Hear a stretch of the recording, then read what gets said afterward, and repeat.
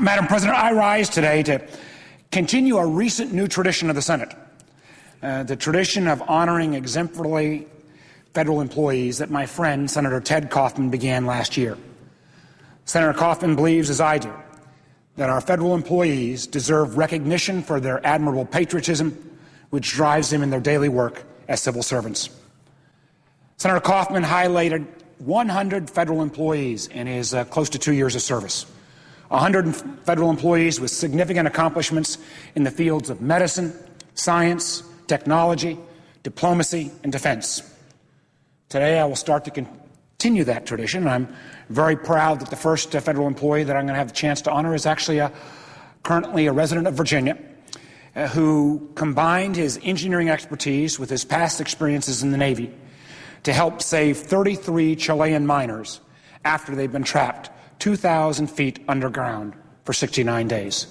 This was an incident that I think, again, captured the attention of the world as we all watched the rescue of those miners. And again, we'll only take a couple moments to describe this employee and how he contributed to that remarkable worldwide success story.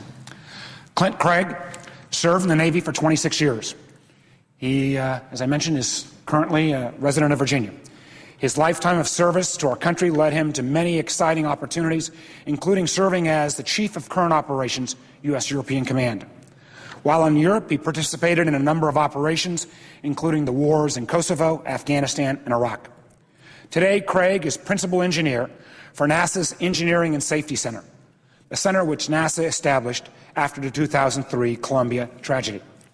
Clint has given his life of service to his country since his graduation from the Naval Academy in 1978, and his service was never more important than it was when he took part in the worldwide effort to save the Chilean miners.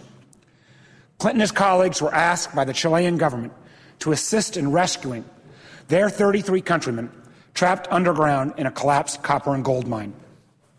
Clint rose to the challenge and flew to Chile with 3 fellow NASA employees to examine the scene. Using his experience as a commanding officer of a submarine in the Navy, Clint provided valuable insight to the miners on how to cope with the underground existence they were going through for sustained periods of time. Clint and his team also met with Chilean officials to discuss the development of a rescue squad that at that time was a completely untested idea. Upon his arrival home, Clint received a message from the Chilean health minister in which the minister asked for NASA's help in thinking of special features that would make the rescue capsule idea a reality. Clint assembled a team of 20 engineers, 10 from NASA Langley and 10 from around the country, and they commenced brainstorming innovative ideas for a capsule design. Again, this was thinking clearly whole cloth. The only information that the team had available was that the capsule's maximum length and the diameter of the rescue shaft through which the capsule was required to fit.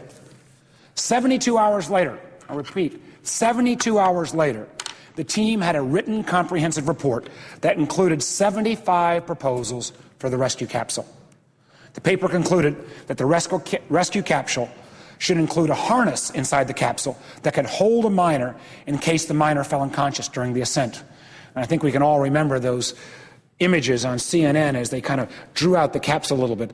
I didn't know at that point that that capsule was designed by the federal employee and his team that we're honoring here today. As the 33 men rose from beneath the earth, Clint could take pride in his work for NASA and the knowledge that he and his colleagues had made the reunion between these men and their families possible. I was privileged to meet Clint and his family and other members of the rescue team during a visit to NASA Langley last week and presented them with a framed American flag that had flown at the U.S. Capitol in honor of their contributions. Mr. President, Madam President, the successful rescue of the miners was a testament to the American spirit of cooperation and ingenuity, a spirit exemplified by the NASA team. I hope that my colleagues will join me in honoring Clint for his service and his leadership team at NASA, and as this week's example of a great federal employee. Madam President, I yield the floor.